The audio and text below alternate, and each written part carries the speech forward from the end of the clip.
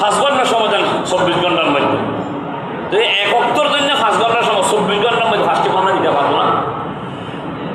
24 ঘন্টার মধ্যে 24 ঘন্টা, তাহলে আর 19 ঘন্টা আপনি কি করেন? অন্য কাজে লাগান। তো 19 ঘন্টা আল্লাহ আপনাকে সওয়াব দিচ্ছে কি কারণে? 5 ওয়াক্ত নামাজ আদায় করার কারণে। বুঝলেন কিভাবে?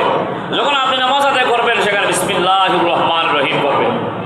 সূরা ফাতিহা যখন তেলাওয়াত করতেছেন বিসমিল্লাহির রহমানির রহিম, বিসমিল্লাহ শরীফের মধ্যে 19টি অক্ষর আছে।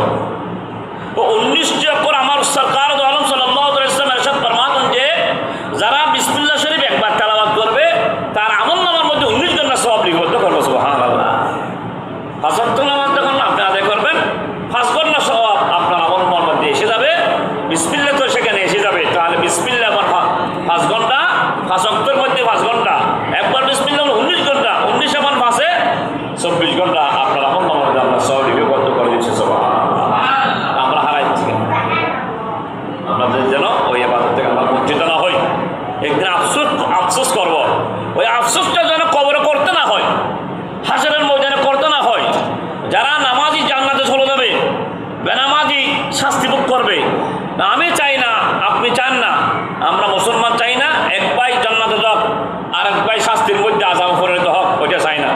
সরকার চাচ্ছে, আল্লাহ চাচ্ছে যে আল্লাহর নাম রব্বুল আলামিন, রাসূলের নাম রাহমাতুল লিল আলামিন, উভয় চাই রহমাতুল লিল আলামিনের পরিচয় হবে ওদিন উম্মতকে নিয়ে, রব্বুল আলামিনের রুবুবিয়তের পরিচয় হবে ওই আল্লাহর বান্দাদেরকে নিয়ে। সুবহানাল্লাহ। আল্লাহ চায় না বান্দা জাহান্নামে যাক, ইমানদাররা মুসলমানরা। রাসূল চায় না আমার উম্মত জাহান্নামে যাক।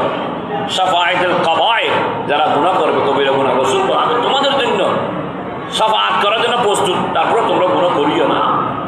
ভুলে না জানে পরে আমার রাসূল আমি তোমাদের জন্য শাফাআত করব। আবার রাসূলের কি বিরোধিতা করিও না। 100 পরিমাণ যদি আমরা রাসূলের শানে বিরোধিতা করি সমস্ত আমল বরবাদ হয়ে যাবে। আল্লাহ আমাদেরকে প্রদত্ত বিদ্যা আমিন। ওয়া আখিরুল